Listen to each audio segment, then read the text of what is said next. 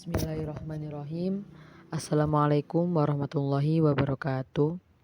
Selamat pagi, selaku Bapak dosen mata kuliah Pancasila, yaitu Bapak Imam Syafi'i, SPD IMP, serta selamat pagi kepada teman-teman semuanya yang sangat saya cintai. Kami dari kelompok 2 akan mempresentasikan hasil tugas kami untuk mata kuliah Pancasila. Sebelumnya izinkan saya memperkenalkan anggota kelompok 2.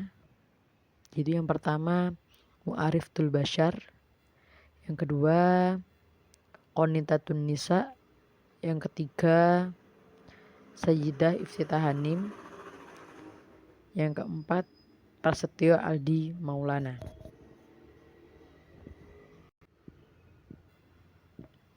Pancasila sebagai yuridis kenegaraan. Yaitu yang dimaksud yuridis di sini yaitu menurut hukum atau secara hukum.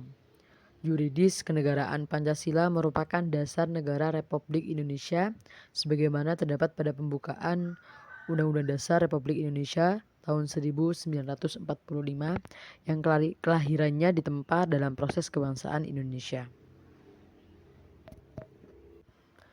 Pancasila juga sebagai dasar negara. Berarti setiap penyelenggaraan negara oleh pemegang kekuasaan legislatif, eksekutif, yudikatif, atau kekuasaan lain harus didasarkan Pancasila. Karena dalam praktek semua penyelenggaraan negara harus didasarkan pada hukum. Mengingat sendiri Indonesia adalah negara hukum. Maka Pancasila sebagai dasar negara tersebut difungsikan sebagai sumber hukum negara. Sedangkan pengertian hukum negara adalah hukum yang dibuat oleh negara. Konsekuensinya, Pancasila harus dijadikan tempat berasalnya norma hukum negara di Indonesia.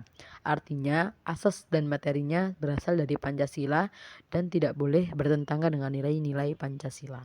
Karena nilai-nilai Pancasila masih bersifat abstrak, maka pedoman untuk digunakan indikator adalah ketentuan hukum dan sebagaimana ada dalam Undang-Undang Dasar 1945. Topik pembahasan untuk yang pertama yaitu pengertian Pancasila. Yang kedua, fungsi Pancasila. Yang ketiga, syarat hukum. Yang keempat, peranan Pancasila. Syarat Pancasila sebagai sumber hukum material. Yang pertama, muatan Pancasila merupakan muatan filosofis bangsa Indonesia. Kedua, Pancasila tidak menentukan perintah, larangan, dan sanksi, melainkan hanya menentukan asas-asas fundamental bagi pembentukan hukum. Dan yang ketiga, muatan Pancasila sebagai identitas hukum nasional.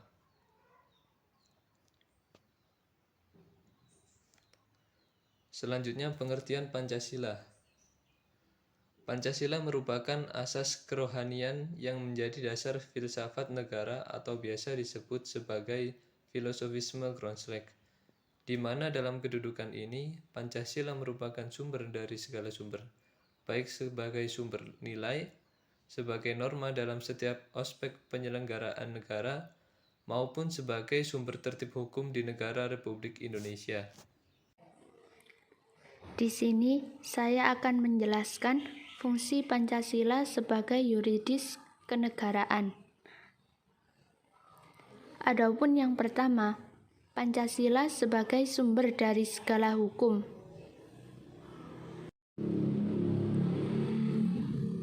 Fungsi Pancasila sebagai sumber dari segala sumber hukum. Adapun mengandung arti bahwa Pancasila berkedudukan sebagai ideologi hukum Indonesia, kumpulan nilai-nilai yang harus berada di belakang keseluruhan hukum Indonesia, asas-asas yang harus diikuti sebagai petunjuk dalam mengadakan pilihan hukum di Indonesia sebagai suatu pernyataan dari nilai kejiwaan dan keinginan bangsa Indonesia juga dalam hukumnya. Adapun yang kedua, Pancasila sebagai sumber hukum dasar. Pancasila merupakan sumber hukum dasar, baik yang tertulis seperti UUD maupun hukum dasar yang tidak tertulis atau konvensi. Dengan demikian, Pancasila merupakan sumber hukum yang sempurna yang mampu menjaga segala aspek kenegaraan. Dan yang terakhir, Pancasila sebagai dasar konstitusi. Dalam pengertian inilah, negara dilaksanakan berdasarkan pada konstitusi atau UUD. Oleh sebab itu, pembagian kekuasaan negara, lembaga-lembaga tinggi negara, hak dan kewajiban warga negara, keadilan sosial, dan lain-lain diatur dalam suatu UUD. Syarat hukum tertinggi di Indonesia. Yang pertama, adanya kesatuan objek, yaitu penguasa yang mengadakan peraturan hukum. Yang kedua, adanya kesatuan dan kerohanian. Yang ketiga, adanya kesatuan daerah. Yang keempat, adanya kesatuan waktu. Peranan Pancasila. Yang pertama, Pancasila sebagai jiwa bangsa Indonesia. Yang kedua, Pancasila sebagai kepribadian bangsa Indonesia.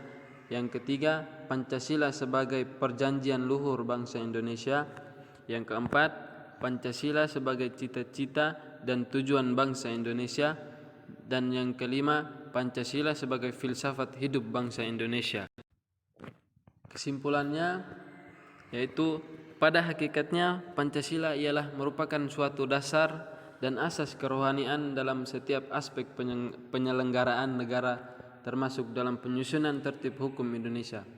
Maka kedudukan Pancasila sebagaimana tercantum dalam pembukaan Undang-Undang Dasar 1945 adalah menjadi sumber dari segala sumber di Indonesia, sekaligus sumber motivasi dan aspirasi perjuangan dan tekad bangsa Indonesia, yang merupakan sumber dari cita hukum dan cita moral yang ingin ditegakkan, baik dalam lingkup nasional maupun dalam hubungan pergaulan dengan bangsa-bangsa di dunia.